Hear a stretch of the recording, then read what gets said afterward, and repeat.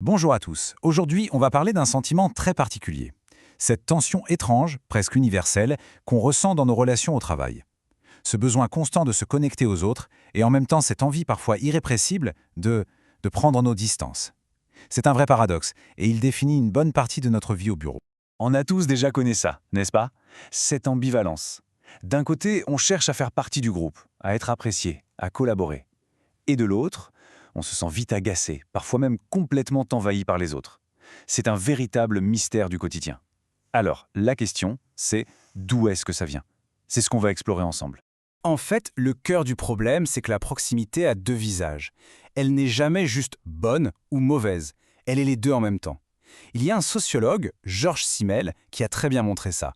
La coopération et le conflit ne sont pas des opposés, ils coexistent en permanence dans chaque interaction.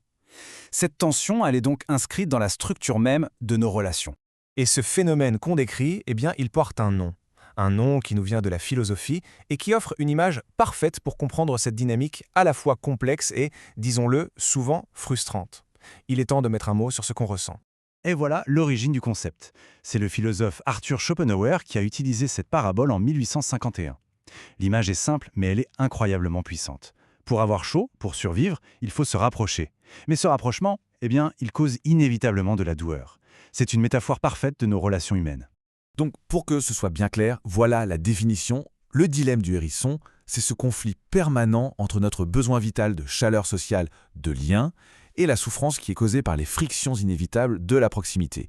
Ce qu'il faut bien retenir, c'est que ce n'est pas juste un petit désagrément, non, c'est un conflit humain fondamental. Bon, maintenant qu'on a mis un nom sur ce dilemme, il est temps de mener l'enquête. Pourquoi est-il si profondément ancré en nous? La psychanalyse, là-dessus, nous offre des clés de lecture vraiment passionnantes pour comprendre les racines psychiques de ce conflit de tous les jours. Notre premier indice nous vient de Sigmund Freud lui-même.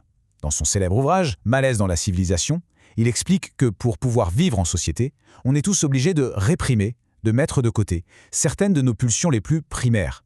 En gros, la civilisation a un coût psychique. Et voici précisément ce à quoi on doit renoncer. Notre agressivité naturelle, notre désir de dominer, notre besoin de tout contrôler, tout ça, on doit le mettre sous le tapis pour que le groupe puisse fonctionner. Et le résultat de ça, c'est une ambivalence constante envers les autres. On les recherche, mais une partie de nous les rejette. Et c'est ce conflit intérieur qui se rejoue sans cesse dans nos relations. Un autre psychanalyste, D.W. Winnicott, amène une idée clé, ce qu'il appelle l'espace potentiel. Il faut imaginer une sorte de zone tampon entre soi et les autres. Si cet espace est respecté, la relation est saine, elle peut respirer. Mais s'il disparaît, c'est là que les problèmes commencent. Trop de proximité et on se sent envahi. Pensez à un manager qui micromanage tout. Trop de distance et c'est le sentiment d'abandon, comme avec un chef complètement absent. John Bowlby, lui, avec sa théorie de l'attachement, met en lumière une autre tension fondamentale. On est constamment tiraillé entre deux besoins vitaux. D'un côté, le besoin de sécurité, qui nous pousse à aller vers les autres, et de l'autre, le besoin d'autonomie, qui nous pousse à nous affirmer et à prendre nos distances. Ce sont vraiment deux forces qui tirent dans des directions opposées. Et enfin, Jacques Lacan ajoute une dernière couche à notre compréhension. Il explique qu'il y a toujours un décalage, un gap structurel entre ce que l'on désire et ce qu'une relation peut réellement nous offrir. L'autre ne pourra jamais correspondre parfaitement à nos attentes. Et ça crée une sorte de déception inhérente. Non pas parce que la personne en face est mauvaise, mais parce que c'est comme ça que le désir fonctionne. D'accord, passons de la théorie à la pratique. Parce que tout ce bagage psychologique, il ne reste pas sagement dans les livres. Il s'exprime de manière très concrète, chaque jour, sur la grande scène du monde de l'entreprise. Voyons voir comment. Les entreprises tombent très souvent dans l'un des deux extrêmes. D'un côté, on a la culture de la proximité à outrance, des réunions non-stop, l'idée qu'il faut être disponible en permanence. La conséquence, c'est l'épuisement relationnel et une perte de concentration terrible. Et de l'autre côté, on a la culture de la distance excessive, communication froide, formelle, très peu d'échanges. Et là, la conséquence, c'est l'isolement et le désengagement. Et les conséquences pour les salariés, elles sont très sérieuses. Un mauvais équilibre entre proximité et distance, ça ne crée pas juste un petit inconfort. Ça mène directement à des risques majeurs. Le burn-out, souvent dû à la surcharge relationnelle, le désengagement silencieux, quand on se sent seul et isolé, et bien sûr un turnover élevé, parce que les gens finissent par fuir ces environnements toxiques. Alors, la question à $1 million, que faire? Puisqu'on ne peut pas éliminer ce dilemme, comment est-ce qu'on apprend à naviguer entre les épines? C'est le moment de passer à la phase d'action et d'explorer des stratégies concrètes pour gérer cette tension au quotidien. Voici une sorte de feuille de route pratique. Premièrement, identifier son propre seuil. À quel moment on se sent envahi ou au contraire isolé. Deuxièmement, poser des limites claires, savoir cadrer son temps et ses interactions. Troisièmement, privilégier une proximité utile, c'est-à-dire des échanges ciblés qui ont une vraie valeur. Quatrièmement, gérer les tensions dès qu'elles apparaissent, ne pas laisser les choses s'envenimer. Et enfin, cinquièmement, savoir s'adapter en permanence au contexte. Mais au-delà de toutes ces stratégies, le travail le plus important, en réalité, il est intérieur. Il s'agit de développer sa propre sécurité intérieure. En faisant ça, on devient moins dépendant de la validation des autres.